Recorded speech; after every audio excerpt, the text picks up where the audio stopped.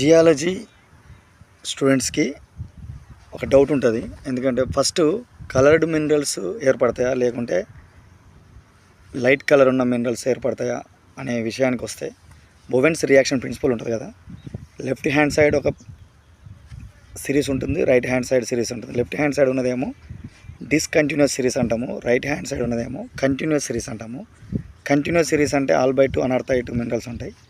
డిస్కంటిన్యూస్లో Alvin, పైరాక్సిన్, ఆంఫిబోర్, mica, తర్వాత కేఫెల్స్ఫోర్, finally quartz ఉంటుంది. Quartz అనేది లైట్ కలర్ మినరల్. అంటే లైట్ కలర్ మినరల్స్ హార్డ్నెస్ ఎక్కువగా ఉన్నాయి చివర్లో ఏర్పడతాయి. కానీ హార్డ్నెస్ తక్కువగా ఉండి బేసిక్ రాక్స్లలో ఉన్న మినరల్స్ అనేవి మొదటగా ఏర్పడతాయి. డిస్కంటిన్యూస్ సిరీస్లో మొదటగా ఏర్పడే మినరల్ ఆల్విన్, పైరాక్సిన్, ఆంఫిబోర్. అంటే మనం డౌన్కి వచ్చే కొద్దీ కలర్ కాంబినేషన్ అనేది చాలా తగ్గుతుంది.